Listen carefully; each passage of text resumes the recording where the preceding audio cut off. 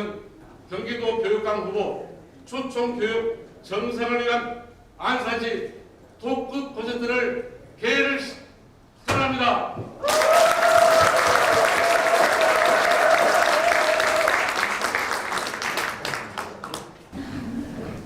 감사합니다, 여러분. 네. 제가 지난 4월 16일 날 단원고등학교의 그 기업교실을 사실 처음 와봤습니다.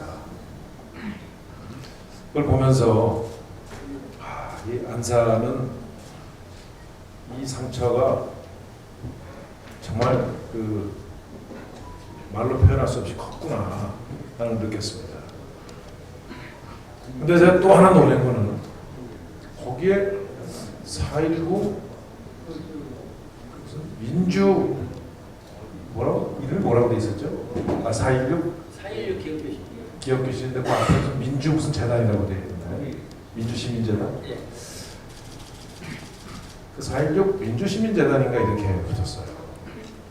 저는 학생들 교육 또 정말 안타깝게 이 목숨을 잃은 300여 명 정도 되는 학생하고 그 희생자들이 왜 거기다 민주시민교육을 해가지고 이 뜻을 왜곡하고 있는가 생각하지 않을 수 없었습니다. 아마 저는 안산 시민들께서 그 학생들을 기억하고 추모하고 정말 그 어른들이 그런 사고에 대해서 정말 미안하고 말이죠. 그런 기억이 나서 다시는 이런 일이 없도록 다시는 정말 학생들이 이게 안전하지 않은데 노출이 돼서 저렇게 목숨 잃는 일이 없도록 하는 게 저는 기업교실의 뜻이라고 생각했습니다. 제가 보기에는 저것도 이제 편향된 그런 어떤 그 집단에서 민주시민 교실이다 뭐 이래가지고 말이죠. 맞습니다. 자기들의 어떤 생각을 전파하는 좀 진지 비슷하게 활용하는 의도 아닌가. 저는 검은 의도라고 생각합니다. 그래서 생각하세요? 네. 검은 의도, 옳지 않은 검은 의도.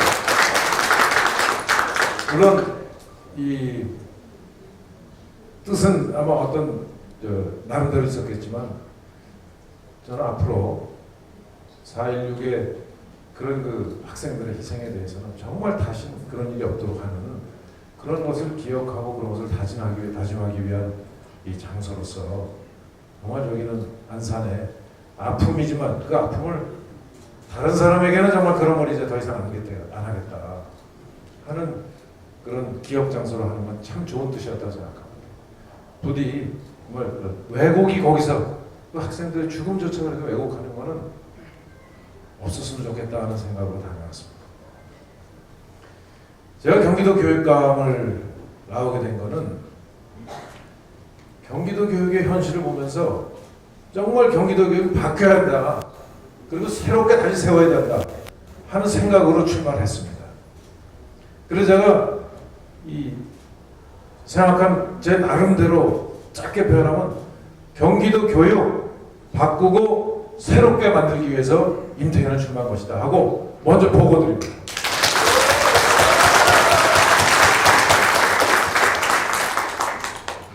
경기도 교육 현장을 제 나름대로 경청하는 일정, 그래서 이제 경청 투어, 경청 일정을 잡아서 많은 분들을 배웠습니다. 학부모님들, 학생들, 교직에 계신 선생님들 다 보았습니다. 그리고 보면서 또 경기도에 실제로는 그 조사 결과가 발표가 안 됐지만 경기도 교육의 현 주소가 어딘가, 경기도가 어느 위치에 있고 앞으로 어디로 가야 될까 하는 데 대한 저 나름대로 방향을 잡기 위해서 공부를 좀 했습니다. 하면서 느낀 것은 지난 13년 동안 소위 자칭 말하는 진보라는 표현이 저는 솔직히 그렇게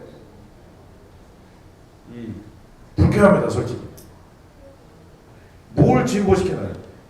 어떻게 보면 사실 한쪽으로 편향된, 어떤 분들은 그걸 좌파라고 얘기를 하는데 말씀하시는데 편향된 그런 교육이 나은 결과가 뭔가, 학생들의 정말 꿈을 실현하고 시험에 찌든, 그죠? 그리고 입학시험 때문에 할 거 못하고 그래서 자기 하고 싶은 거를 막 하고 교육과정도 그렇게 개편해가지고 한다고 아주 좋은 뜻으로 해서 시작한 여러 제도들이 있습니다. 무슨 혁신학교도 있고 꿈의 학교도 있고 꿈의 대학도 있고 많이 있습니다. 많이 있습니다. 근데 그 교육의 결과가 뭐냐? 제가 정말 질문 드리고 싶어요. 우리 경기도 교육이 그렇게 가지고 인성이 제대로 됐습니까? 아니면 아이들의 학력이 제대로 신장이 됐습니까? 학력 격차 내지는 학력이 미달된 학생 수가 경기도가 굉장히 높습니다. 전국의 17개 시도 중에 순위로 따지면 15등 내외를 하고 있는 게 경기도 교육의 현주소예요. 도저히 분해서 참을 수가 없어서 저 출마했습니다.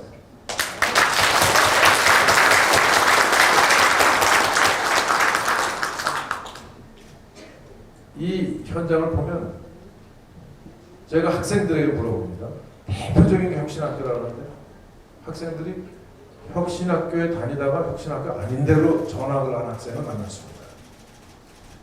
자기는 도대체 혁신학교와 혁신학교 아닌 게 뭐가 다른지 전혀 모르겠다. 전혀 모르겠다.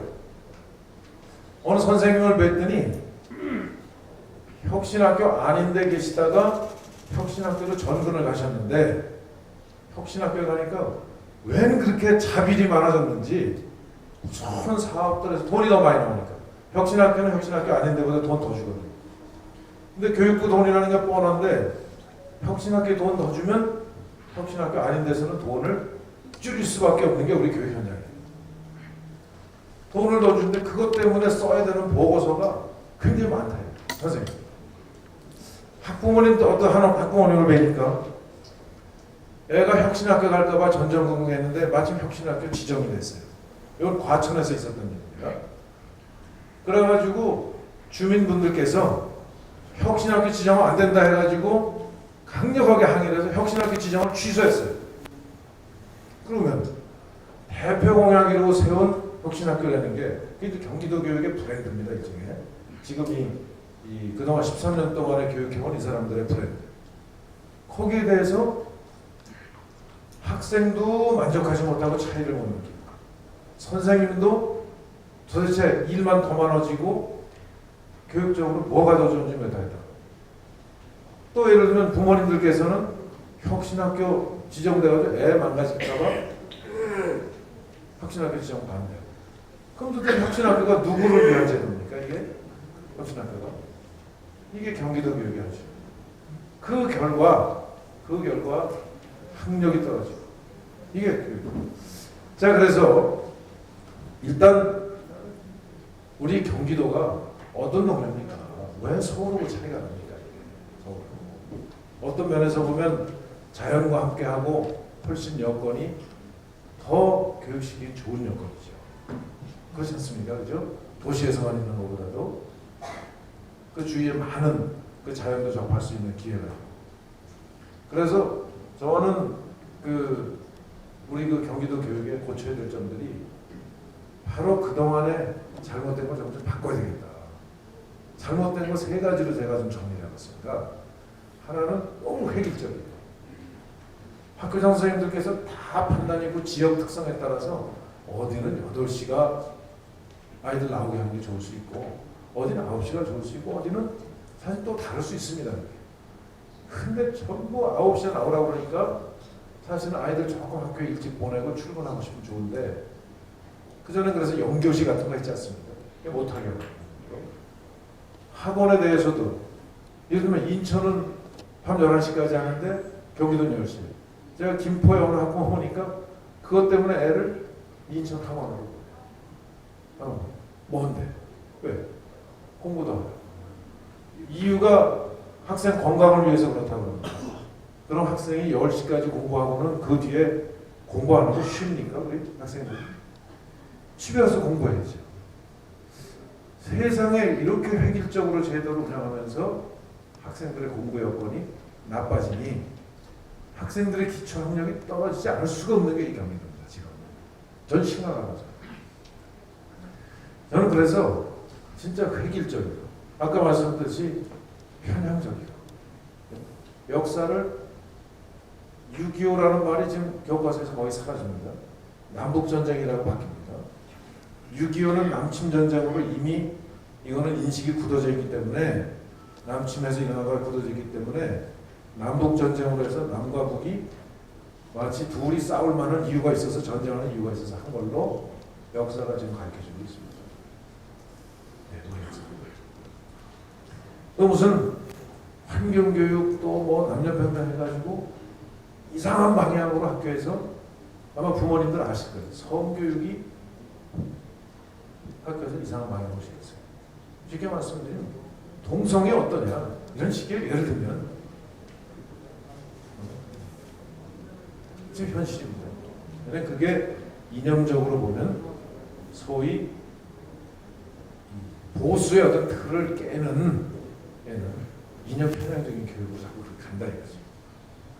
그게 편향적으로 시켜요. 또 하나는 그러다 보니까 아이들이 뭐 자유학기제도보다 공부해야 될 때 또 공부하면서 얼마든지 자기 그 특기를 살리는 생활을 할 수 있죠. 근데 그런 프로그램들은 안 만들어 놓고 그냥 풀어버리니까 방치된 상태로 해서 자유학기제를 지나고 나서 어디 다른 학교로 가면은 그거 안 한 학교에 비해서 성적이 뚝뚝 떨어지는 거예요. 아마 부모님들 많이 경험하셨을 겁니다. 그래서 경기도 교육은 이제 학교 단위의 자율성을 최대한 존중하는 쪽으로 가자. 그리고 이념적으로 편향된 거 균형 있게 이거 바로 잡아야 된다. 왜 자꾸 현실에 안주하게 됩니까? 그죠? 지금 얼마나 세상이 빠르게 변하는데. 그래서 학생들에게 진짜 미래의 생활인으로 그래도 건전하게 살도록 준비시켜줘야 된다, 학교가. 저는 그런 생각을 가지고 정말 지금 만약에 바꾸지 않으면 지난 14년 동안 진행된 이 교육이 그냥 계속 갈 거냐. 애들 공부 떨어지고, 그죠? 인성은 인성대로 지금 그 제대로 교육이 안 되고 이 상태로 그냥 갈 거냐. 아니면 그걸 지금이라도 바꿀 거냐. 이 선택의 기로가 이번 교육감 선거에 저는 굉장히 중요한 의미라고 생각합니다. 자, 그래서 앞으로 경기도 교육을 바꾸는데 학교에는 이미 굉장히 많은 기득권이 자리 잡고 있기 때문에 쉽지 않습니다. 저는 한사만큼 이 교육에 관심 가진 시민 여러분들께서 참여하셔야 됩니다. 참여하시고 또 안산지역같이 이런 우리 도시 지역에 얼마나 각 분야의 학생들한테 좋은 지도를 해주실 정말 훌륭한 분들이 많으세요.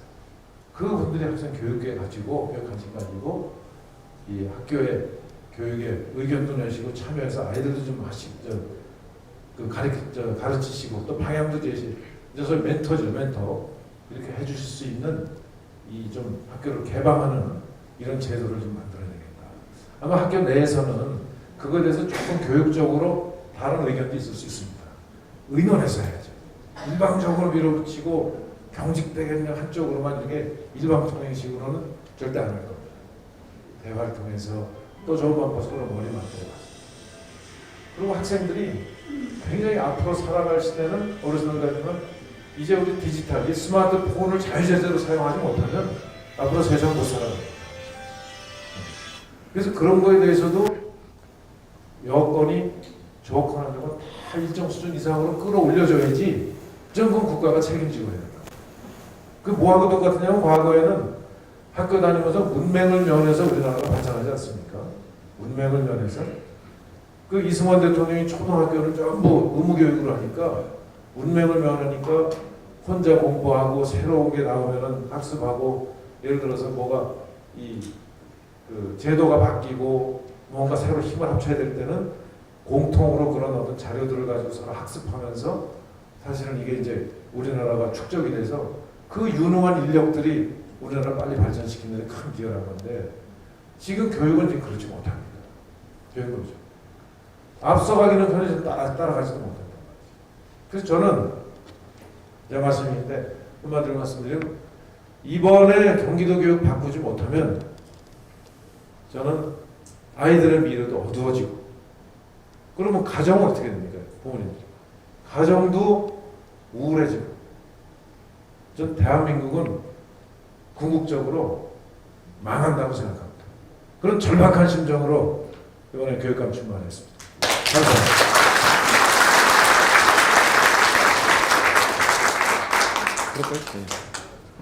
그래서 오늘 그 안산에 정말 제가 볼 때는 안산은 교육도시고 또 우리나라의 이제 이 산업도시고 그래서 이 경기도 서부에 어떻게 보면 허브 같은 도시 아니겠습니까?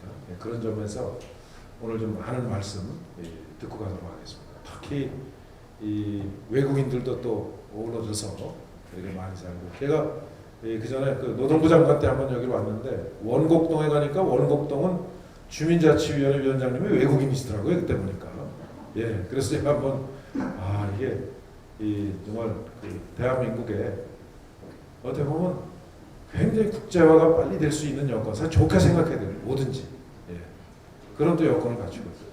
그래서 여러 점에서 혹시 이 당신 교육감 후보 나간다는데 이런 거 어떻게 생각하냐고 질문을 주셔도 좋고 아니면 충고를 해주셔도 좋고 아니면 좀 이런 제도는 이렇게 바꿔야 된다는 또 조언을 해주셔도 좋고 무슨 말씀이든 듣고 가겠습니다. 여러분 오늘 정말 감사합니다.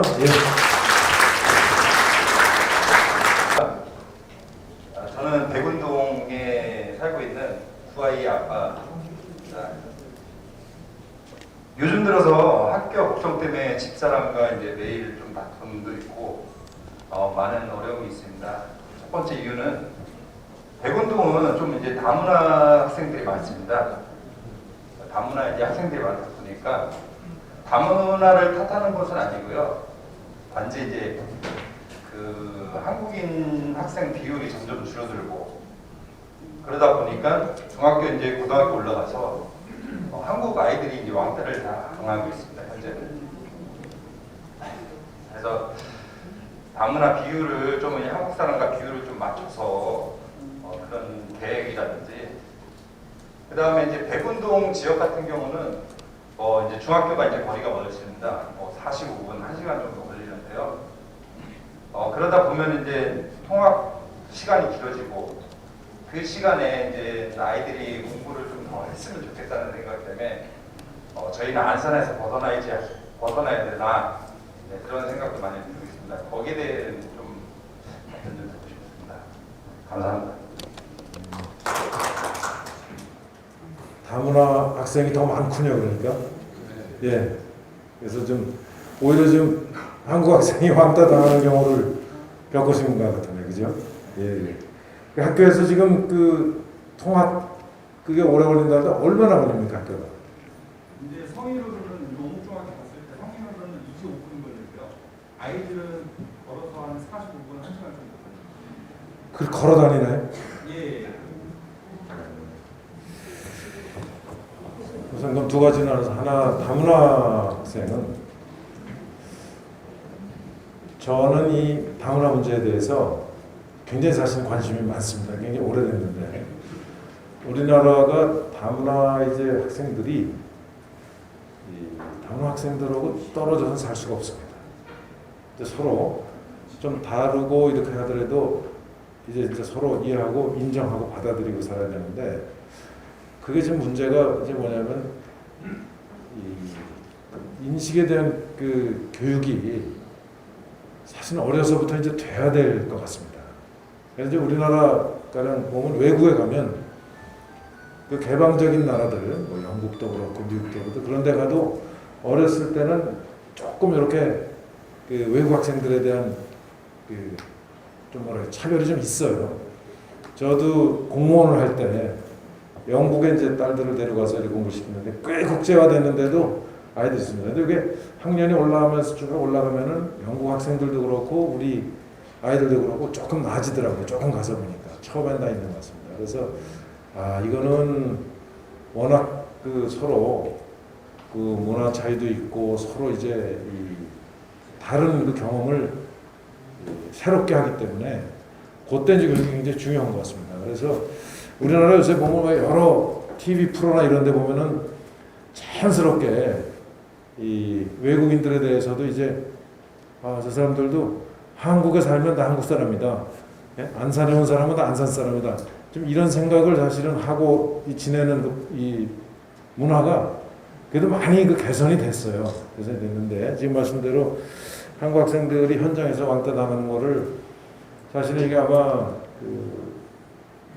나중에 당하고 나서야 결국 나타나서 피해가 현실화돼서야 이게 알게 되고 이런 문제가 있을 텐데 이건 현장에서 지금 굉장히 지금 만약에 그런 게 지금 학교에서 좀 지도나 이렇게 좀 이 관찰하면서 그런 거에 대한 대책을 세우셨다면은 굉장히 나중에 사실 문제 생겨날 수도 있죠. 작은 문제가 이 일종의 왜 중국 같은 데서도 보면 막 그 갈등이 커지지 않습니까? 그러니까 아이들 문제가 큰 이 소위 어르신들의 문제로 이게 커지기도 하고, 근데 안 사는 그런 문제에 대해서 조금 이거는 특별한 관심이 좀 필요하겠네요. 제가 이 전반적으로 이걸 대책을 어떻게 세워야 되나 하는 거는 솔직히 좀 딱 정답을 못 드리겠는데 이건 학교에서 관심이 각별히 필요하겠다.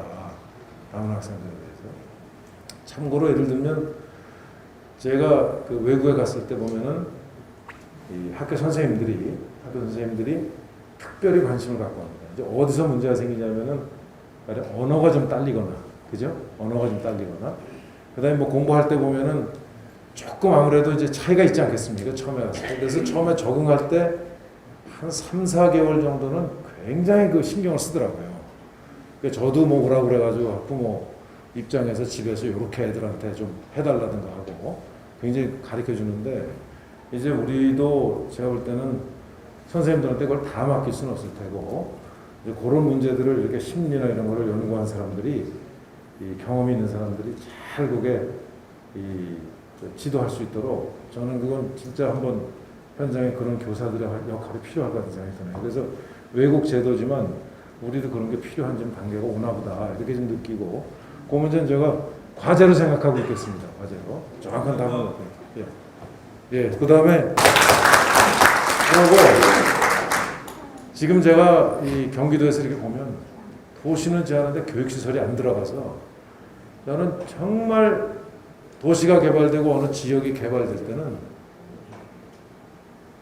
그 집 짓는 사람들한테 교육시설이 갖추어지지 않으면 저는 허가하면 안 된다. 과거에는 그렇게 돼 있었거든요.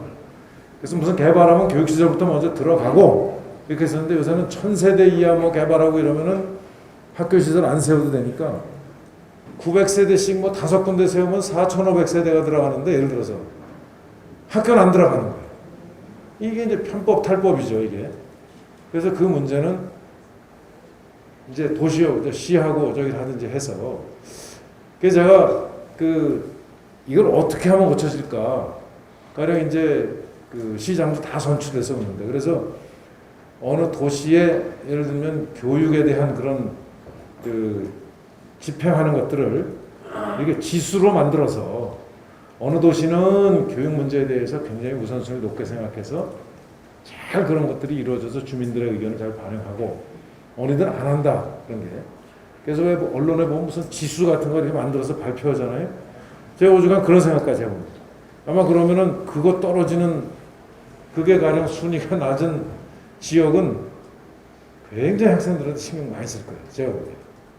그래서 앞으로는 저는 교육 문제에 소홀한 사람들은, 저는 지자체에서도 정말 주민들에게 제대로 진짜 그런 사람들은 평가를 하셔서 교육 문제에 대해서 소홀히 하지 않도록 하는 거는 전 지역 주민들께서 좀 힘을 모으셔야 된다고 생각합니다.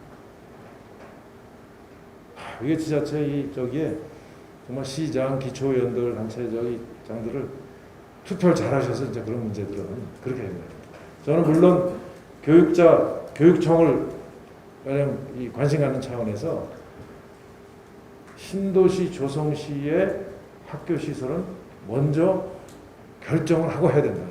그 원칙을 저는 반드시 지킬 겁니다. 제가 그래서 김은혜 도지사 후보한테도 그런 문제들은 공동 공약하자, 이렇게 제가 대화를 할 정도로 그게 중요한 문제를 좀 생각하고 있습니다. 예.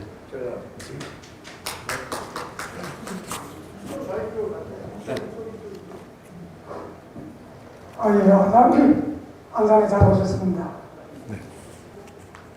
교육감, 좋은 교육감 모시기 하는 추대위원회 공동대표를 맡아서 7개월간 열심히 해서 우리 임 후보님을 최종 모셨습니다. 개인적으로는 여러 번 뵀지만 여러분들이 계신 자리에서 공약처럼 한 말씀 여쭤볼까 하고 마침 저희 지역에 오셨기에 꼭 저희 지역뿐만의 교육 현안이 아닌 어찌 보면 교육 철학에 관한 말씀을 여쭤보고자 합니다. 제가 안산 부곡중학교 3년, 원곡고등학교 7년, 안산에서 10년간 운영위원장을 지내면서 여러 가지 교육 활동을 많이 했습니다. 근데 우리 임 후보님께서는 고교 비평준화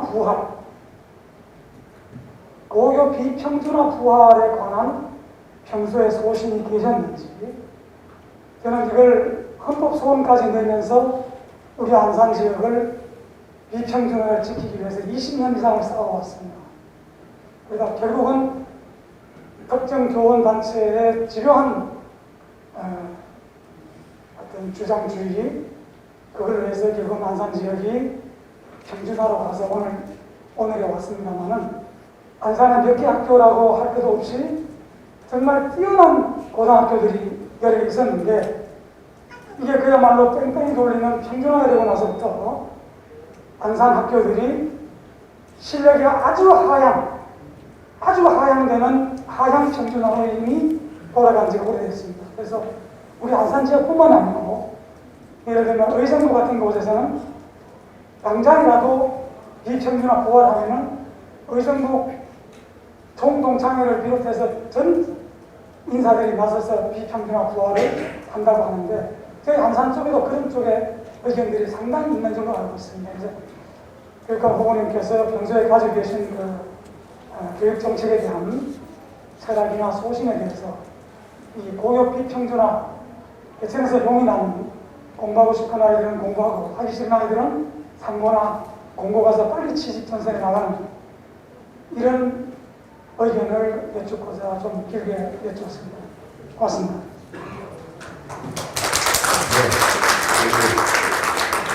굉장히 근원적인 문제죠. 평준화를 평준화. 근데 이 평준화에 대해서는 사실은 생각이 굉장히 많이 다릅니다. 평준화 문제. 그래서 이 제도 자체도 시행된 게 사실 굉장히 오래됐고, 지금 비평준화된 평준화되어 있는 이 교육을 전면적으로 폐지하고 이제 완전히 비평준화를 완전히 일반화해버리겠다 하는 거는 저는 교육 현장에 아마 굉장히 수습하기 어려운 정도로 혼란이 올 가능성이 있다고 봅니다. 그래서 기본적인 생각은 학생들이 평준화 때문에 선택의 기회가 좁아져서 그 학생들이 결국은 사교육에 의존을 하거나 아니면 어디 외국으로 가거나, 그렇지 않은 사람들은 전부 평준화 중에 상향 평준화라는 얘기는 없습니다. 사실은 평준화의 결과는 다 하향 평준화. 그렇게 되겠지 않습니까? 그게. 예. 왜냐하면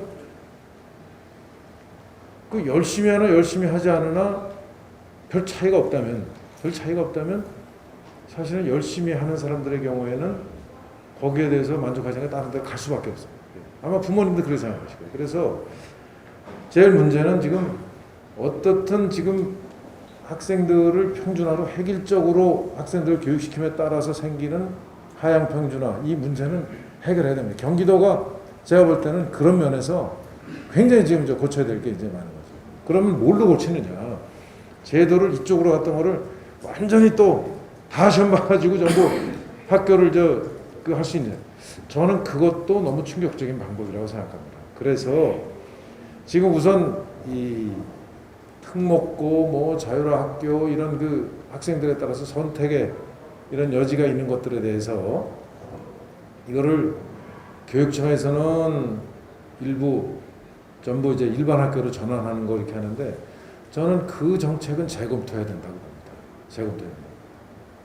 그리고 어떤 경우에는 아까 말씀하신 대로 공교육에서도 학생들 중에서 고교에서 평균적인 수준에서보다도 사실은 할 수 있는 사람 더 이 학습 능력이 좋거나 아니면 특정 분야, 이건 꼭 공부만이 아닙니다. 특정 분야에서 뛰어나게 하는 사람도, 공부만 지금은 최고가 아니잖아요. 예를 들어서 체육을 정말 뛰어나게 한다거나 미술을 한다거나, 예를 들면 뭐 음악을 잘한다거나 하는 사람들이 가서 자기의 끼를 더 갈고 닦을 수 있는 저는 그런 교육 체제가 돼야 된다고 봐요.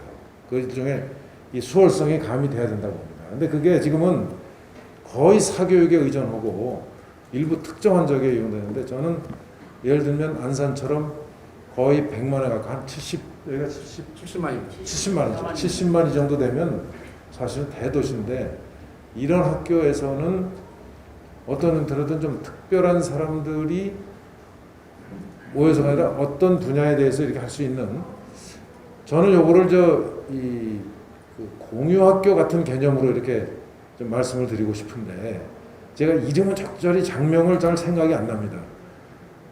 안산에 예를 들어서 이 어디 학생 수가 이제 이렇게 채우지 못하는 폐교나 아니면 학생 수가 너무 줄어든 학교가 있다면, 지금 그런 학교가 있나요, 안산에? 지금 인구가 줄어들어서요. 예. 예, 학급당 학생 수가 많이 줄고 있고요. 예. 교실이 잉여 교실이 많이 지금 발생하고 있습니다. 예. 그래서 예를 들면 그런 학교를 지정해서, 예를 들면 그 뭐 수학을 잘하는 사람들이 가서 이 선택을 해서 공부할 수 있게 하는, 요게 이제 고교 학점제나 이런 거 하고가 연결이 될 수도 있고, 아니면 학교에 이 정상적인 프로그램을 넣어서 그런 것들을 학생들이 이수할 경우에는 수업으로 준해서 인정을 하면 되거든요. 인정을 하면. 그래서 그런 것들을 만들어주는 게 좀 필요하다고 봅니다. 그게. 그래서 지역별로, 그거는 예를 들면 그 도시 단위나 아니면 교육청 단위에서 저는 그런 제도를 운영할 수 있게 하는 것을 적극 검토할 필요가 있다. 그 대신에 제일 문제는 뭐냐면, 학력이 뛰어난 사람도 있지만 밑에 떨어지는 사람도 있어요. 떨어진 사람들. 근데 우리 그 교육이 개별 맞춤형 교육이 어렵기 때문에 떨어지는 사람들을 끌어올리는 거는 저는 이 위보다 더 중요하다고 생각해요. 왜냐하면 이 위에는 잘 아시다시피 혼자서도 잘하는 학생들이란 말이에요. 예? 조그만 관심 가진 잘하는 학생. 거기는 제도적으로 맞지 않고, 제도적으로 관심을 갖는 거는 학력이 떨어지는 학생을 끌어올려줘야 그래도 우리 사회에서 생활인으로 정상적으로 생활을 해나갈 수 있도록 기초교육 정도는 저는 확실하게 국가가 책임지고 해야 된다고 합니다. 거기에 그 방법에 대해서는 요새 무수히 많은 연구저기들이 있습니다. 뭐냐면 첫째는 이 AI나 무슨 메타버스나 이래가지고 그 첨단 기술을 활용한 기법들이 있습니다. 첨단 기술. 제가 며칠 전에 코엑스에서 그런 그 장비들을 쭉 전시하고 박람회 현장을 다녀왔습니다. 에듀테크 박람회 현장을 다녀왔는데, 거기 가면 학생들이 누구나 다 컴퓨터 같은 건 요새 자유자재로 다루거든요. 가서 게임하듯 진짜 쭉 하게 되면은 굉장히 재밌게 만들어서 학력 떨어지는 게 자기도 어느 일정 수준 올라갈 수 있게 하는 그런 프로그램이나 컴퓨터 프로그램들 많아요. 저는 어르신들은 아이들 컴퓨터 갖고 논다고 생각하시면 그거 하면서 저절로 올라가는 거예요. 근데 그게 기계에만 의존하면 안 되고, 거기에 사실은 이 선생님들이 도와줘야 됩니다.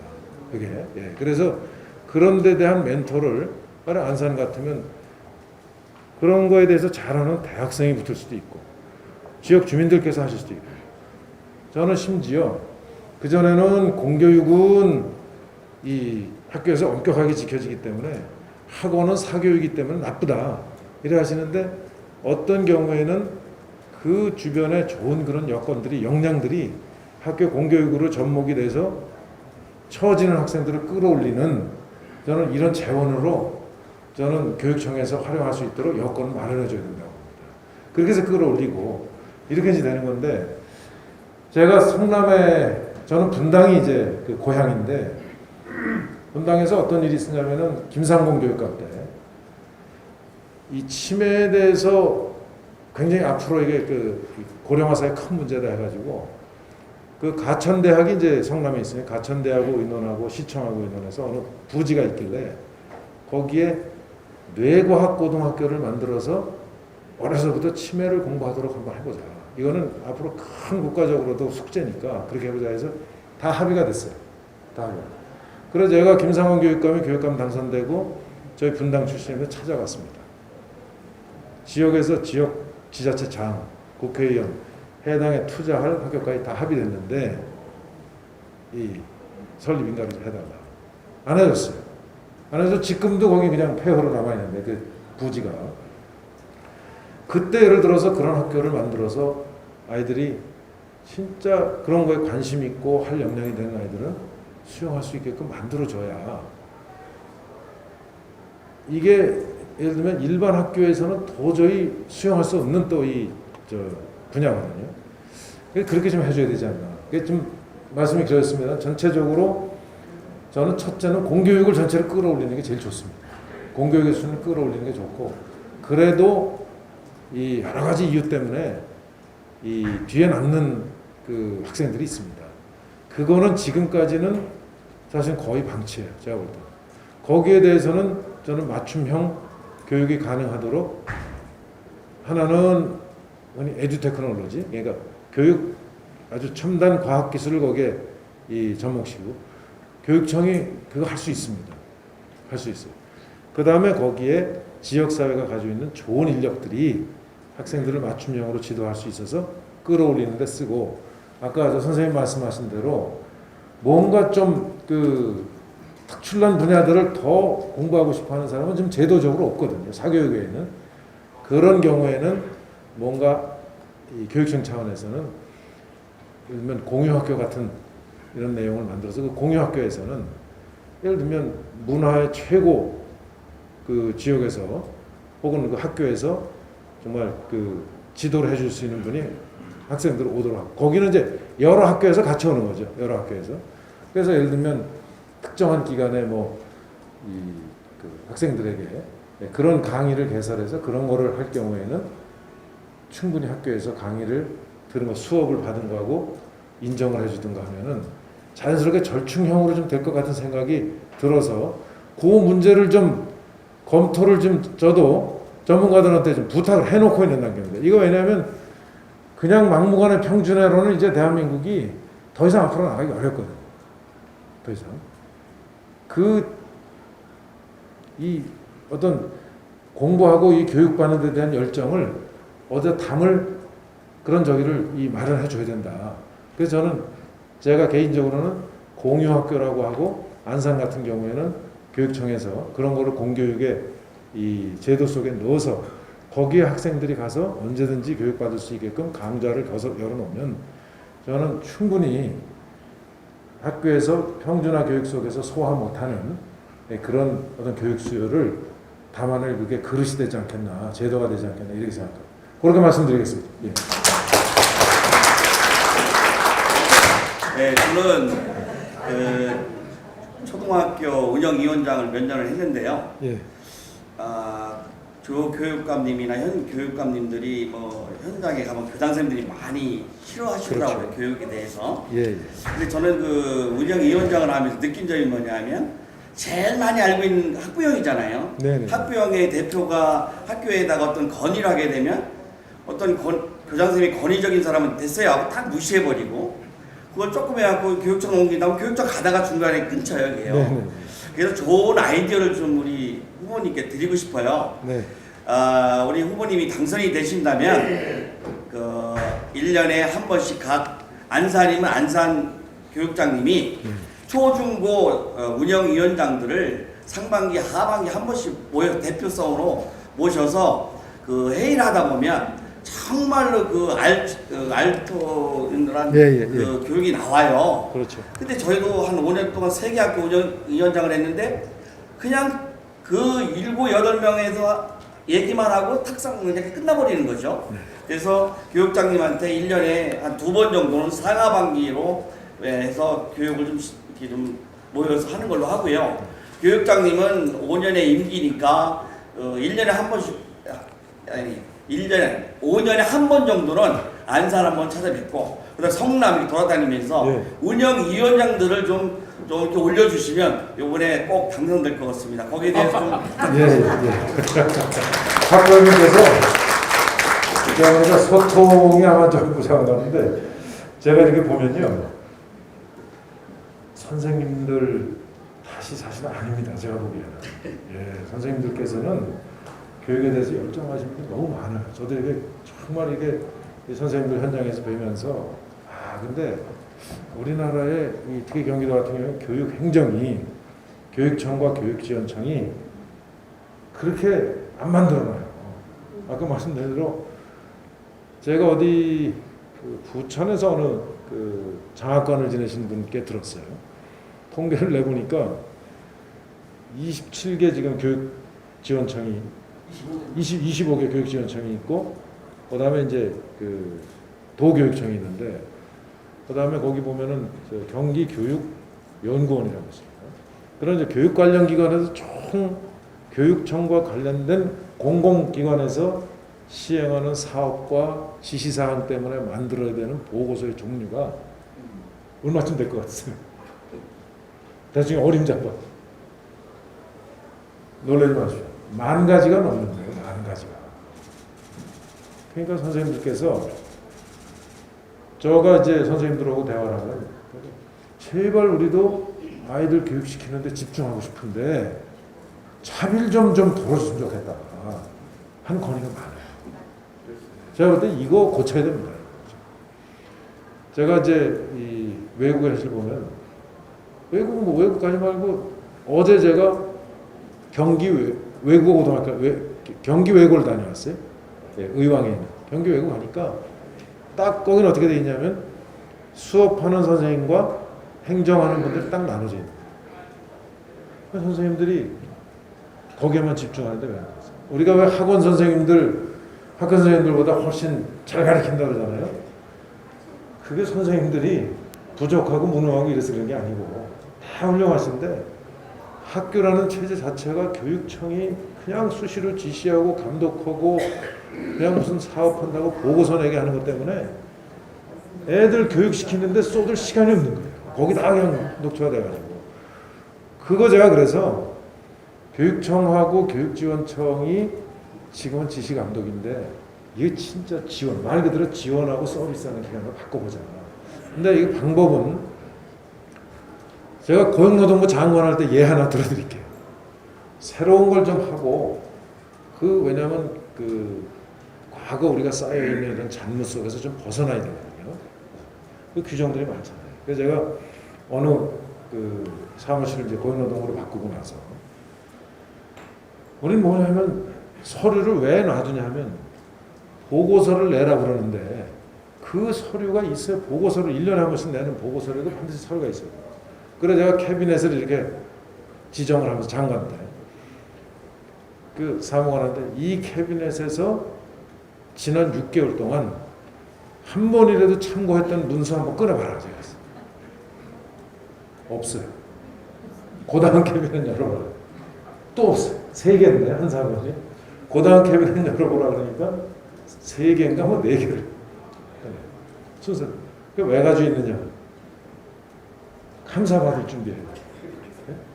보세요. 지금 IT 저기 가서 다 자료를 저장할 수 있는데 그게 잘못된 거거든요. 그래서 제가 여기서부터 여기까지는 문서 파쇄해서 버려도 괜찮아요. 그것 때문에 그러니까 과거 거 몰라서 현재 사람한테 묻는 건 잘못이다.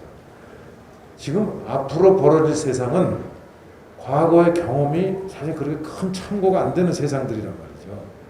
새로운 일들이 계속 우리가 전례 없이 예를 들어서 코로나 지금 이 팬데믹이 지금 퍼지는데 코로나가 퍼지는데 과거에 대응하던 식으로 대응하면 이게 되겠어요?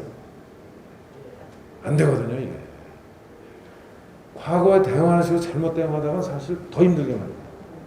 그러니까 이제 새로운 저기는 계속 새롭게 대응해야 되는데 우리는 자꾸 과거는 이거 보다가 지금 문제가 생겨요. 지금 말씀에 소통 말씀하시는데 저는 이렇게 생각합니다. 그래서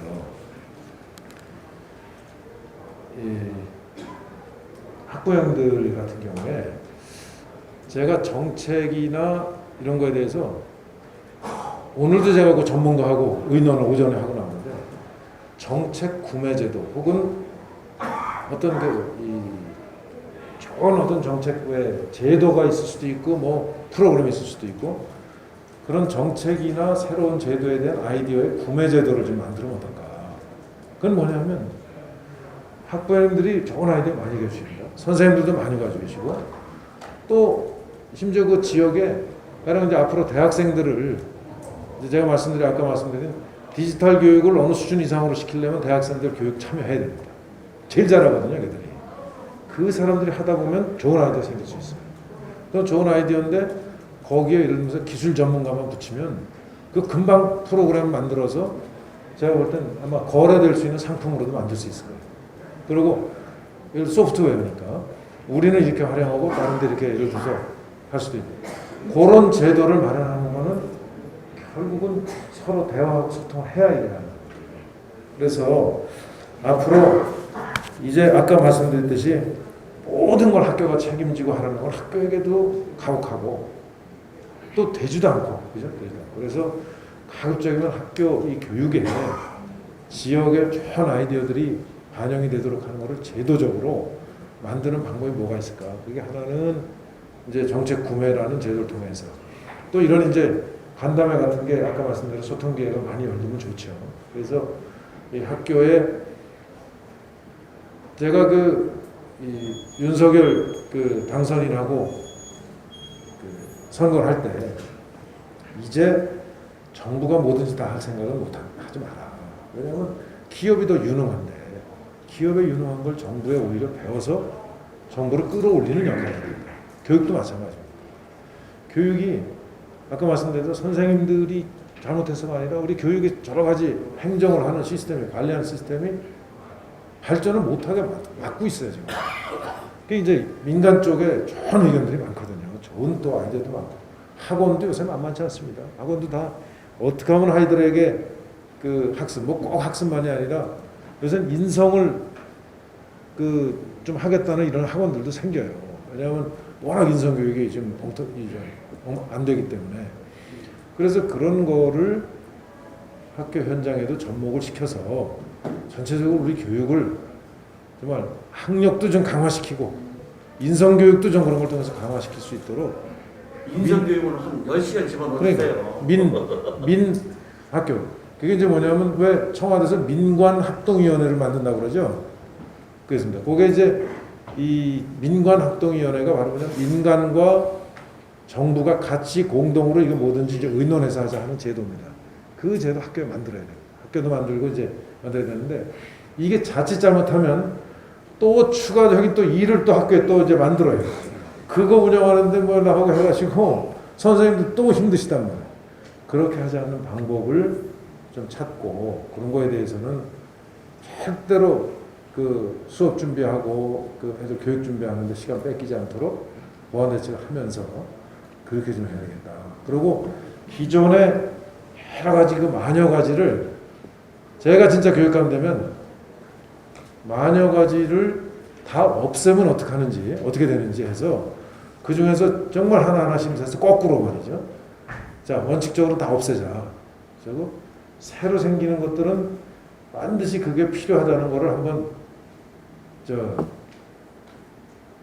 확인이 되고 이러는 것에 꼭 그게 그래도 필요한 건가 하는 걸 보고 이렇게 한번 정리를 하면 어떨까 하는 생각을 지금 현재는 하고 있습니다. 이건 제가 시도 한번 해볼 겁니다.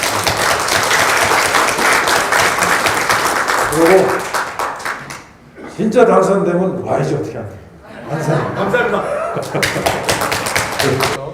구절들 말씀하신 다 저희가 가지고 있는 것과 비슷해요. 근데 가장 중요한 것은 실천인데 안산 인구가 2012년도부터 여기까지 7만 인구가 빠졌습니다. 시민회장의 얘기입니다. 이것은 통계에 나온 얘기예요. 왜 빠졌냐? 여러 가지 사유가 있지만은 교육의 질이 빠져있다 이게. 교육의 질이 빠졌다 보니까 교육이 성장하면은 안산은 분명히 인구가 는다고 믿어 싶지 않습니다. 맞습니까? 그다음에 그 교육을 중요한 누구냐? 교사인데 전교자가 많습니다. 전교자가 어떻게 해결할 것인지 이런 부분에서는 우리 후보께서 당선되셔가지고 지혜롭게 해서 전교자를 아이들한테 진짜 사상교육 아니고 진짜 우리 미래 100년 대결을 준비할 수 있는 우리 교사들이 많이 깃들리는 방향이 있으면 좋겠다고 생각해서 한 말씀 올렸습니다. 교육 정상화를 이야기라는 말씀을 제목으로 다 해주셔서 왔습니다. 이미 우리나라 공교육은 무너졌다고 생각하고 있거든요. 여기 계신 분들 아마 저랑 똑같은 생각을 많이 갖고 계실까 생각합니다. 그래서 질문을 생략하고 바라는 바를 좀 말씀드리고 싶습니다. 지금 우리 경기도가 김상곤 교육감님이 되면서부터 경기도 교육은 완전히 무너졌거든요. 맞습니다. 그 이전까지는 김진충 교육감님 계실 때는 경기도가 전국의 1위였습니다. 그런 훌륭했던 이 안산이 지금은 경기도가 무너져가지고 지금 이 정교조로 인해서 아이들한테 사회주의가 교육이 되고 있고 이런 부분이 있거든요.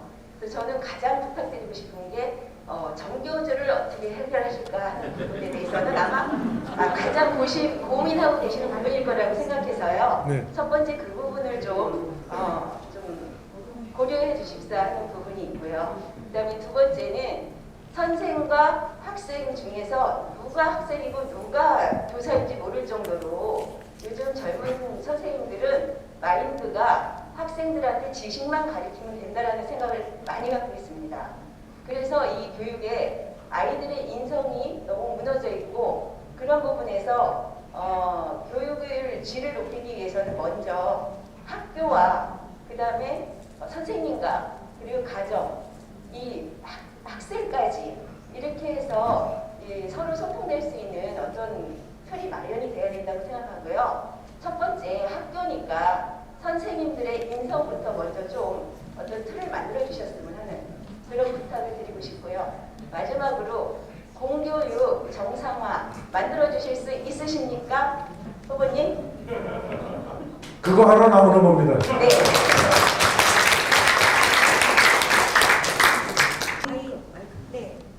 저희 안산은 아니고요. 예, 어제 저녁에 오늘 김태희 예비 후보님께서 안산에 오신다는 이야기를 듣고 부천에서 달려왔습니다. 네. 그리고 제가 알기로는 저뿐 아니라 경기도의 많은 지역에 원장님들이 이곳에 지금 자리하고 계실 것으로 알고 있습니다. 저는 사립유치원 원장이고요. 지금 공교육의 정상화를 말씀을 하셨는데 바로 사립유치원 원장이 일어나서 좀 당황하지 않으셨을까 싶기도 하고, 하지만 저는 오늘 이 앞에 적혀있는 공교육의 정상화라는 의미가 국공립교육의 정상화가 아니라 대한민국 모든 아이들, 경기도에 있는 모든 아이들의 교육을 책임지시겠다라는 의미로 해석하고 있습니다.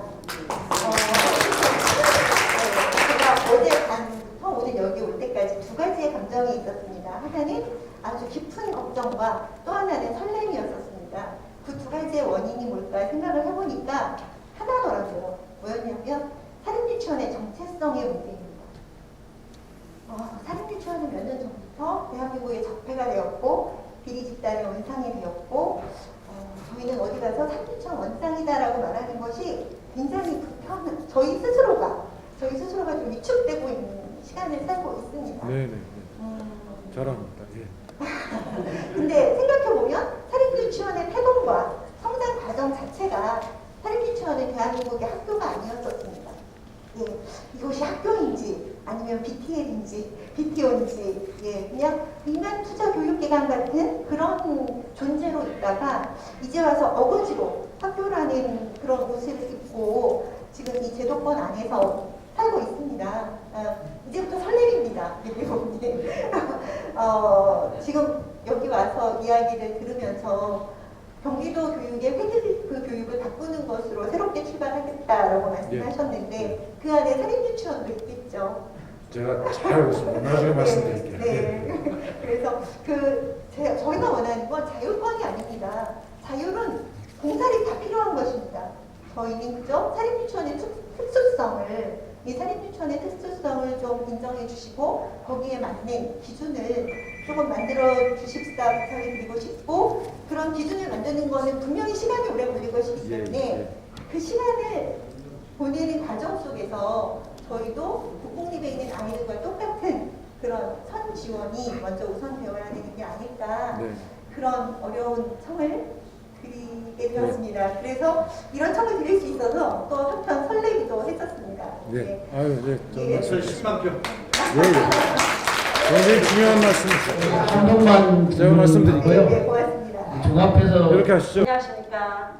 저는 안산시 학원연합회 전 회장 노윤숙입니다.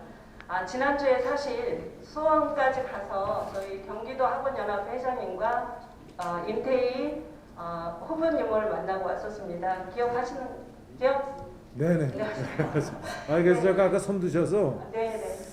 많이 이렇게 좀 처음 뵙는 분 아닌데 생각했습니다. 사진도 찍었습니다. 예. 근데 제가 오늘 꼭 손을 든 거는 그날도 이야기를 했지만 그 말씀에 좀 화답을 해주신 것 같아서 너무너무 감사해서 말씀을 드려야 되겠다 싶어서 이렇게 일어났고요. 제가 그때 말씀드렸던 게 초동 돌봄에 있어서 우리 국가가 같이 가야 된다. 그래서 초동 돌봄에 지금 젊은 엄마들은 굉장한 큰 부담을 갖고 있습니다. 그래서 그때 복지 카드를 우리 나라에서 국가에서 복지부에서 좀 해서 지역 상권도 좀 살려주고 또 우리 어머님들이 희망하는 곳에 가서 직접 교육을 선택할 수 있는, 그렇다면 우리 교육감 후보님의 표가 어마어마할 거라는 저는 확신을 갖고 있습니다. 교육 그래서 바우처 말씀하셨죠. 네, 임태희 교육감입니다. 그래서 그 점에 대해서 오늘 쭉 말씀하셨을 때 화답을 해주신 걸로 전 알고 있습니다. 공교육과 사교육의 적절한 조합.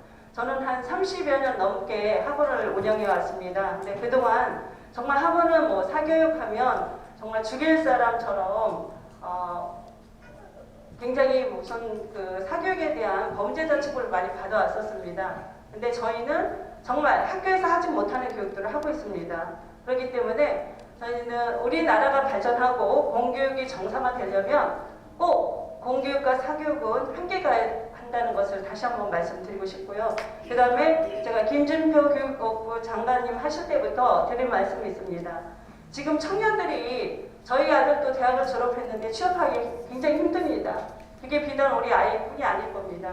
근데 전공 과목하고도 무관하게 취업을 합니다. 대부분들이. 정말 내가 4년 동안 열심히 해서 전공한 과목대로 취업하는 아이들은 정말 열에 1명이나 2명밖에 안 됩니다.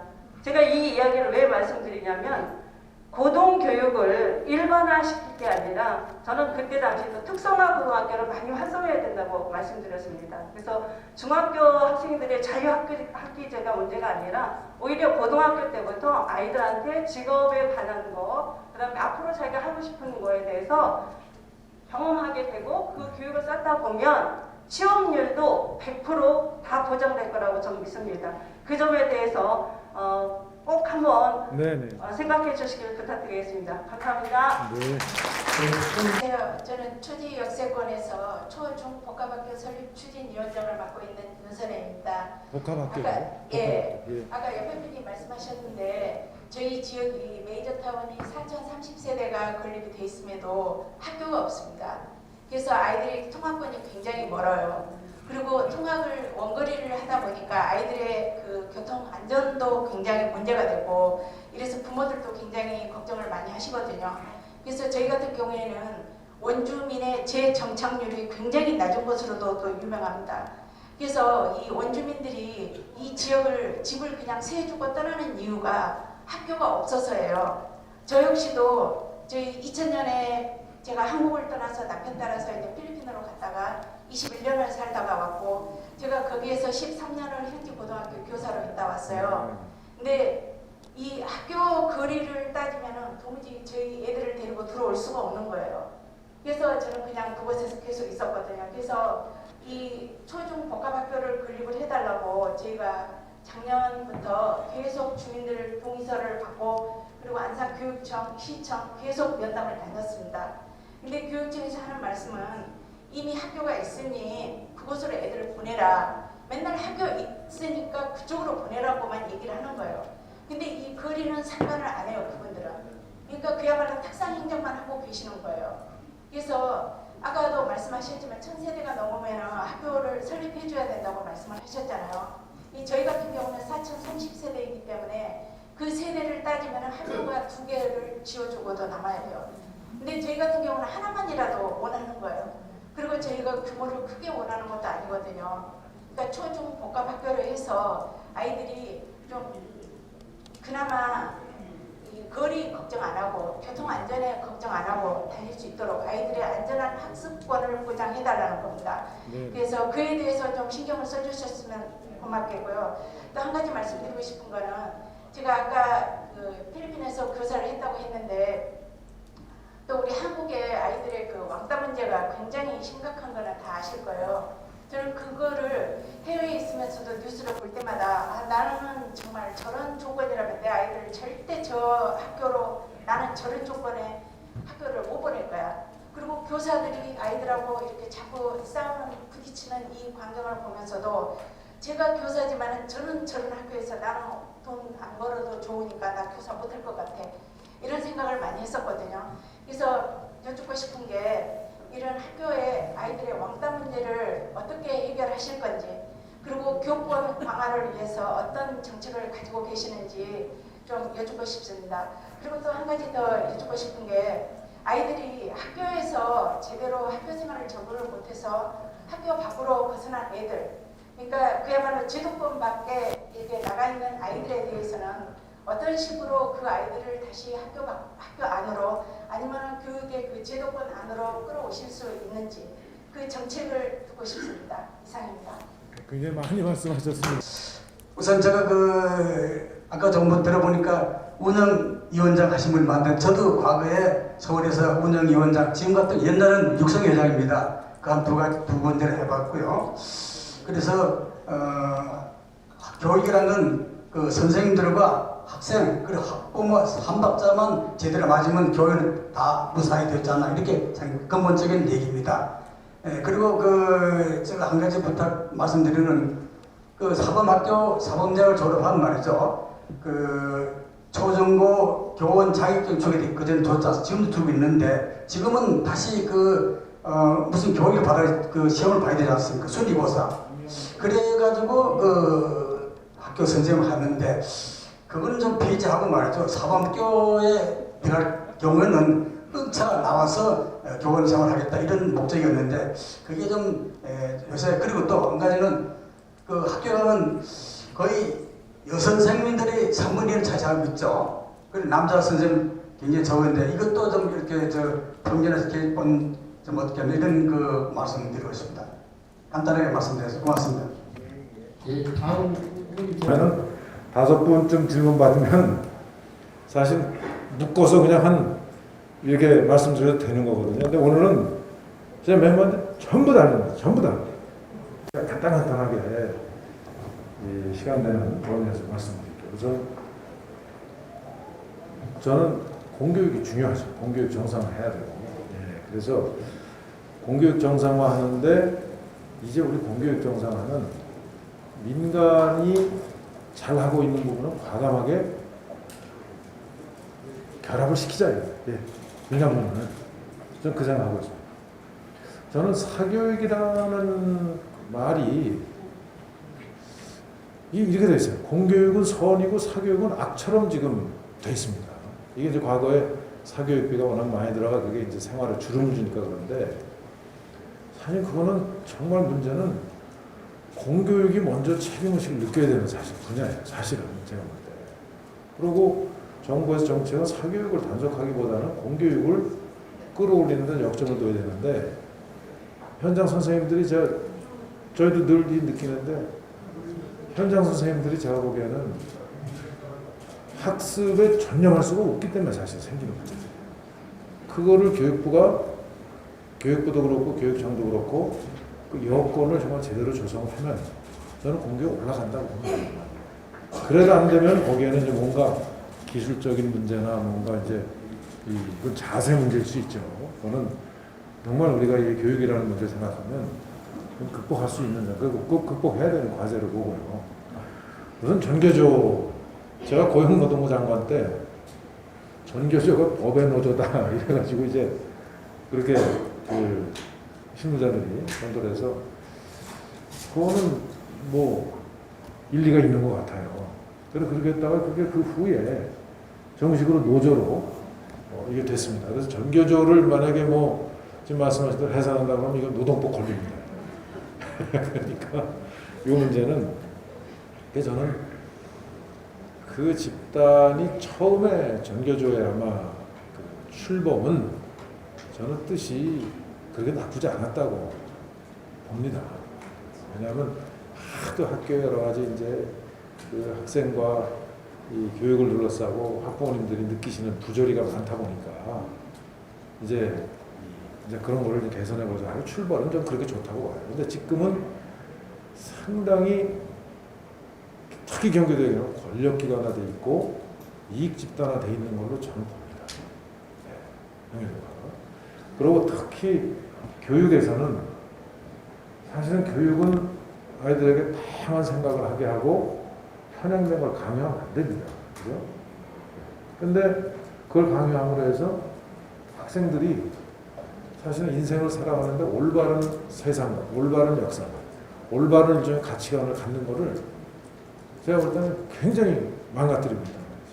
그런 점에서 경기도 교육이 잘못됐다 이렇게 봅니다. 그래서 이 문제는 집단에 대한 대책보다는 그 행위에 대해서 이거는 뭔가 잘못된 걸 바꾸는 노력을 해야 됩니다. 근데 그게 현장에 계신 분들은 좀 정교한데 안 그런 분들도 많잖아요. 그죠?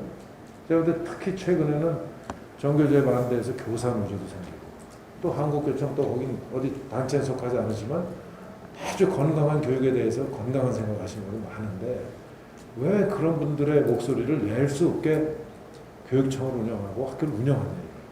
그런 부분을 고쳐주면 저는 이 부분은 그렇게 오래 걸리지 않아서 저는 균형 좀 잡으려고. 숫자가 적습니까? 실력이 부족합니까? 아마 여기 학교에 계셨던 그 선생님들은 많이 공감하실 거예요. 근데 어떤 그 정치적인 이런 그 오히려 제가 볼 때는 정치를 했던 저는 균형 잡는 사람이에요. 말로는 정치 아니라고 하는 이 정도 사람들이 사실 정치하는 거예요. 그렇지 않아요? 그게 정치죠. 그게 자기 생각 강요하고 그 전교조가 정치 행위하는 거에 대해서는 저는 반드시 시정해야 된다.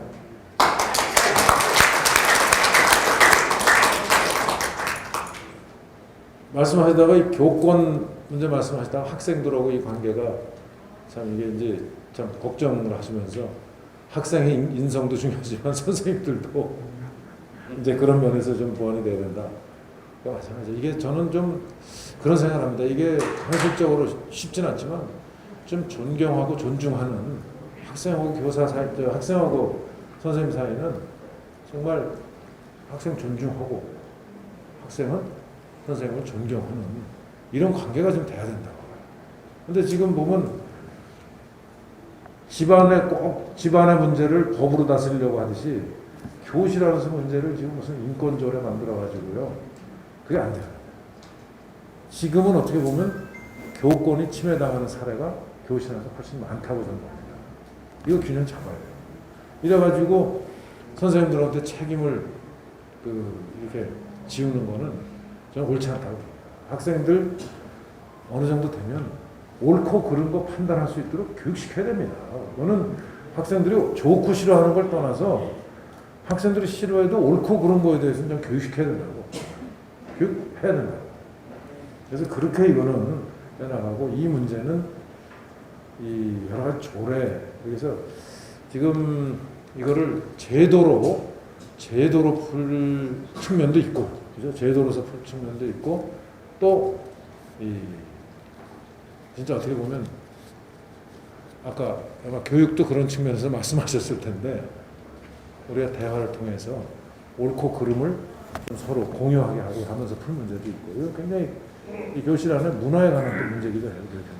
그래서 이건 정말 같이 우리 노력해서 풀자는 말씀드리고, 부천의 학부모님들께서 유치원 보니까 이 원장님이신데 제가 우리나라 이 제도 보고 깜짝 놀랐는데 특히 경기도 유치원 저기를 교육청에 좀 협조적인 부분을 사립유치원에서 따가지고 무슨 조직을 따로 만들어서 아주 유치원 사립유치원 사회를 완전히 또 분열을 또 키워놓고. 근데 제가 보니까 그냥 마지못해 거기 들어가서 계시긴 한 것 같은데 제가 말씀 들어보면 유치원 저기는 똑같은 생활을 하고 계신데도 지금 나눠요. 정말 나쁜 사람들이에요. 그래서 제가 이거 보면서 일제시대 때 왜 중추원 만들어갖고 시골에서 좀 영향력 있는 사람들, 협조하는 사람들 불러다가 무슨 저 자리 하나 주고 또 이제 소위 일본 활동하게 하고 이제 뭐 문제 제기하면 같은 한국 사람들도 이렇게 얘기를 하고 조선 사람들도 이렇게 얘기하는데 무슨 그런 거냐 해가지고 여기는 한 줌밖에 안 되는데 전체를 하나로 보고 요것도 하나로 봐가지고 꼭 분열시켜서 관리하는 이런 전 생각이 들더라고요. 저 이거 굉장히 심각하다고. 그리고 유치원은 역사적으로 사립학교도 그렇고 유치원들이 이게 사교육이 아니잖아요. 사교육이라고 저는 그 규정 짓는 게 잘못됐다고 봐요. 사교육. 민간 부문에서 하는 거죠. 민간. 그죠? 그게 사립이라는 게 학교가 개인 겁니까? 이제? 재단에서 학교에서 뭐 하는 거 무슨 막 할 수 없잖아요. 이제 법이. 다 그렇게 돼 있잖아요. 그죠? 교육이. 민간이죠. 민간. 그렇게 아주 지금 유치원에 이 사립유치원이 그 재정 지원을 제가 얘기 들어보니까 사실은 이 누리과정은 제가 그 청와대 대통령 비서실장 할 때, 그때는 대통령 실장이라고 했어요. 대통령 실장 할 때 이게 제가 강력히 주장해서 만들었습니다. 제가 한번 조금 소개해드리면요. 국세가 계속 늘어나니까 교육재정부 부분이 국세 20.79%인가 이렇게 돼가지고 늘어나게 돼 있어요. 근데 학생이 급격히 주니까 대학에서 그 교육재정 교부금을 고등교육으로 돌리자 하는 논의가 있었습니다. 그때. 예. 왜냐면 반값 등록금 할 때 그 재원이 부족하니까 그런 논의가 있었어요. 그래서 제가 반대했어요. 왜? 만약에 거기서 돈이 나오면 무상을 더 늘리든가 아니면 초등학교 들어가기 전에 교육적으로 굉장히 중요한 유아교육을 국가가 책임져야 된다. 유아교육 국가 책임론을 제가 주장했어요. 그렇게 해가지고 만들어진 게 누리과정입니다. 누리과정. 그래서 제가 그 명칭을 어느 그 교수님한테 하니까 이분은 누리를 너무 좋아해요. 그래서 새누리당 이름을 지어주신 분인데 누리과정이었어요. 그래서 제가 여기 조은칠 회장님이겠지만 노동부에서 사회적 기업을 이름을 지어달라고 그랬더니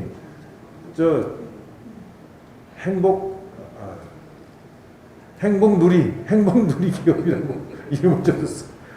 뭐든지 누리예요. 그래서 그때 그 채택을 안 했습니다. 이분은 누리를 아주 즐겨 쓰시는 거서 제가 저기를 안 했어요. 채택을 안 했는데 행복누리 기업이라고 사회적 기업을 이름 붙여줬습니다. 그래서 사실은 유치원의 기능은 우리나라의 그 굉장히 중요한 시기에 교육을 담당하는 어떻게 보면 공적 교육기관입니다. 다만 민간이 투자했을 뿐이죠. 그 민간이 투자 안 하면 정부가 얼마나 할 수 있겠어요? 정부가 투자. 우리가 임대도 공공임대, 민간임대 그러잖아요. 개인임대가. 그렇게 우리가 일단 인식을 해야 된다. 제가 인식을 하고 이 재정 지원이 차이가 나는 거는 전 잘못됐다. 왜냐하면 재정 지원은 유치원에 지원하는 게 아니라 학생 어린 아이한테 지원하는 거란 말이에요. 그죠? 그거는 학생 그러니까 교부금을 나눌 때 보면은 학생을 기준으로 나눕니다. 학생을 기준으로 나누지 유치원 수를 기준으로 나누는 것도 아니고 사립이냐 국공립이냐를 가지고 나누는 것도 아니에요. 학생 수를 기준으로 나누는 거죠. 근데 그거를 그렇게 차이 지는 거는 옳지 않다고 생각해요. 그거 고쳐야 돼요. 그래서 아까 지적하셨듯이 이거는 학생을 둔 어린 아이를 둔 학부모에게 일정 부분을 바우처로 지급해서 그거를 가지고 자유롭게 선택해서 갈 수 있도록 하는 게 제일 바람직한 방향이고 그때도 그렇게 사실은 원래 디자인을 하려고 했어요. 그때 학원연합회 우리 선생님이 또 비슷한 말씀이신데 이 직업교육의 중요성 말씀하시고 공감합니다. 100% 공감합니다. 네. 그리고 청년들 교육에 투입하는 거, 제가 아까 말씀드렸죠. 이제 이 그 지역 사회가 학교 교육에 참여하도록 저는 연결해야 된다고 봅니다. 대학생들 잘할 수 있어요, 사실은. 그래서 그 이 좀 뒤처지는 학생들을 끌어올리고, 왜냐하면 공교육이 거기 매달리다 보면 아무것도 못하거든요. 그럼 진짜 하향 평준화가 더 심해지니까 나가고 못 따라가는 사람들은 특별 교육을 시켜서라도 끌어올리도록 그렇게 하는 게 저는 공교육의 책임이라고 그렇게 할 것이라는 말씀을 드리고, 이 4030세대 교육시설 부족 뭐 이거는 정말 심각한 건데, 제가 보기에는 정말 그 주거시설이 들어가면 최우선적으로 교육시설 들어가야 된다. 교육시설이 기본이죠. 교육시설이 안 들어가고 집만 지어놓는 이런 식의 저는 그 도시개발은 더 이상 이게 용납해서는 안 된다고 봐요. 그건 정말 말씀드리고, 그거는 이 앞으로 그 지사나 이 정부하고도 이 문제는 뭔가 보완이 있어야 됩니다. 제도적으로 허점이에요. 사실 제도 잘못 만들어진 거예요. 사실 그러라고 한 건 아닌데 악용되고 있습니다. 실제로. 원거리 문제도 그렇고, 복합학교인데 앞으로는 점점 복합학교가 늘어날 가능성이 있어요. 예, 그렇게 하고 안전한 학습권. 왕따 문제는 제가 얼마 전에 학교 밖 그 학생들을 하는 재단에 어디 그 법인이 있어서 한번 다녀왔더니, 저희는 학교에서 왕따 때문에 또는 학교 폭력 때문에 나와 있는 학교 밖의 학생들이 너무 많습니다. 지금. 이거 지금 통계 제대로 안 나오거든요. 통계가 왜 안 나오나 보니까 학생이 아니니까 안 나와요. 우리 학교에서 나갔는데 이 사람이 다른 데로 갔는지는 난 모르겠다. 이렇게 해서 통계 자체가 안 나오는데, 대략 추정하기는 그 선생님 말씀은 1년에 그 2만 명 가까이 나온다고 얼핏 들었어요. 근데 뭐 통계가 안 나오니까 그것도 추정이죠. 그러면 5년이면 10만입니다. 그죠? 5년이면 그 10만 명이 자꾸 늘어서 자기 인생을 학교 밖에서 찾아가지 못하면, 저는 이건 큰 사회불안이고, 이거는 개인도 불행하고 가정도 불행하고 사회도, 결국은 사회도 불행해지는 거예요. 이게 그 문제에 대해서 이 교육청이 내소관안이라고 한다. 그거는 저는 교육이라는 말을 쓸 자격도 없는 거라고 생각해요. 예. 교육의 영역이죠. 이 문제는 그래서 아까 그 공유학교 이제 그런 게 있는데, 그런 개념으로 이제 생각을 좀 할 수 없을까. 그래서 앞으로 제가 볼 때는 아마 이제 어린아이들이 줄기 때문에 유치원 시설이나 이런 데가 굉장히 남을 수 있어요. 공간들이. 유치원. 학교도 남는데 유치원은 더 남죠, 시설들이. 이런 시설들을 아까 하는 특별한 어떤 재능을 갖거나 아니면 이 사람들을 끌어올리는 교육을 시키거나 하는 그런 일종의 공교육을 보충해주는 공교육의 보완제로, 이거는 사실은 공교육을 무슨 망가뜨리는 것도 아니고, 그거에 대해서 어느 정도 저는 교육청에서 특히 밑에를 끌어올리는 그 교육은, 그거는 어떻게 보면 당연히 공교육이 책임져야 될 부분이거든요. 왜냐하면 의무교육을 해놨는데 못 따라오는 거는 학교에서 학생을 오게 했으면 책임을 져야죠. 그 문제에 대해서는 그래서 기계의 힘, 하이테크놀로지 힘도 빌고, 주변에 있는 그 학생들, 특히 대학생이나 이런 그 역량을 가지신 분들이 참여하게 해서 끌어올리고, 그 여건을 교육청이 만들어주자요.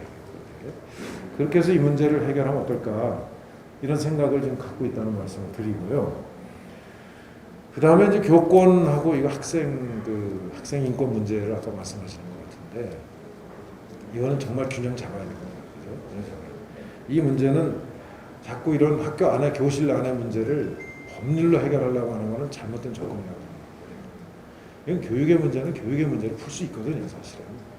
과거에 보면 뭐 다 밥상머리 교육하고 학교에서 선후배들한테 어떤 경우에는 뭐 엎드려 뻗쳐도 시키고 맞아가면서 이렇게 공부하는데, 지금은 그럴 시대는 아닌데, 그래도 좀 시대 상황에 맞게 뭔가 학교 문제는 학교 안에서 해결하는 거예요. 다만 이제 진짜 이게 워낙 그 우리 사회가 급변하다 보니까 문제적인, 그러니까 학교에서 다른 사람에게 피해 입히거나 도저히 그 학교라는 공동체에 이 같이 둘 수 없는 일이 생길 수 있어요. 그거는 특별 대책을 오히려 국가 차원의 세워야지. 그거는 정말 다른 사람의 피해가 적어도 이 사람들이 가도록은 하지 않게 해야 될 책임이, 그것도 교육청하고 사회가 같이 져야 된다고 생각해요. 이거 방침이기 때문에 구체적 문제는 그 생각을 확고히 하면 답이 나올 수 있어요. 제가 그런 차원에서 제가 의지를 좀 말씀드리는 거고, 이 광명의 이제 단체장을 지내신 우리 선생님께서 사범대학에 대한 그 임용고사 문제도 말씀하시고 그러셨습니다. 지금 사범대학하고 교대 출신들이 지금 조금 이게 맞지 않은데, 아까 제가 말씀드린 이 저기를 끌어올리는, 그러니까 이 소위 그 공교육의 일반적인 어떤 평균 수준을 또는 추가적인 이 특별한 그 교육이 필요한 경우에는 저는 그 참여하도록 오히려 그렇게 좀 활용하면 어떨까 생각이 듭니다. 그 학교에 그 예산들 여러 가지 무슨 그 우리가 얘기하는 그 사업들을 분석해 보면 정말 돈을 이렇게 써도 되나 하는 것들이 너무 많습니다. 솔직히 그래서 그런 부분들을 학생들의 돌봄, 또 돌봄은 다른 부처도 돈 내야죠. 물론 돈 내서 이 학생들의 학습 부진을 학력 강화를 시키는데 쓰고, 인성교육하는데 쓰고, 이렇게 진짜 교육의 본질적인 이 부분으로 저는 재정이 다시 재편성돼야 된다고 봐요. 예. 그리고 이제 여성 교사들이 많다는 말씀을 주셨는데, 이건 한국 사회에 이건 정말 거스르기 어려운 상황입니다. 지금 제가 저희 그 친구들한테 이렇게 이제 공무원을 이제 지금 다 공무원을 되면 우리나라의 외무고시를 만약에 시험으로 보면요, 아마 남자 그러니까 학생은 아니죠. 거기 외무고시에 붙을 수 있는 남성은 거의 없을 거라고 해요. 그래서 할 수 없이 그 특수 언어 있잖아요. 뭐 러시아, 무슨 아프리카 이런 거를 그 두는 그 부차적인 이유 중에 하나가 그런 거를 해야 남성들이 들어온다는 거예요. 그래서 이 여성 문제는 그게 나쁘게 아니라 지금은 뭐 남성 여성 이제 그 무슨 쿼타제 같은 것도 이제 없어지지 않습니까? 그래서 이제 우리가 이 남성이다 여성이다 하는 거를 그 이게 남성 여성이라는 이유로 이제 차별하는 게 사실은 지금 그 이 사회적인 아닌데, 하여튼 지금 그 말씀에 대해서는 제가 언론 아이디어가 없어서 하여튼 그런 문제들에 대해서 부모님들도 많이 지적을 하세요. 부모님들도 그 특히 초등학교는 거의 여선생님들이 많은 것 같아요. 여선생님들이. 그리고 정부 공무원들도 지금 그렇습니다. 제가 있을 때 고용노동부에 계시지만 고용노동부 1년에 한 행정고시 붙은 사람이 10명 들어오면 7명은 여성이에요. 7명은 여성.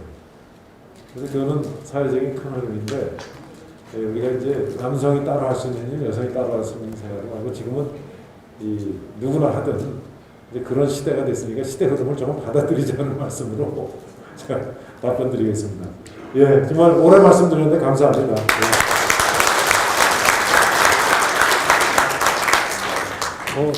진행은 이제 마무리. 예, 제가 이상으로 지금 답변 시간은 마무리하겠습니다. 제가 한마디만 드리고 마무리하게 해주시죠. 끝나는 건가요? 우리 말씀. 제가 마지막으로 한 말씀만 드리면, 어떤 이유를 붙이든 저는 지난 17년간 잘못되어 경기교육 바꾸자는 사람입니다. 지금 뭐 진본이 뭐니 해서 이름 붙여갖고 나온 사람들은 그 유지하고 계승하자는 겁니다. 그거 선택이에요. 그 선택. 저는 바꿔야 교육이 살고, 경기도가 교육의 아까 말씀대로 중심도, 교육의 도가 될 수 있고, 그래야 대한민국의 미래가 밝아진다고 생각합니다.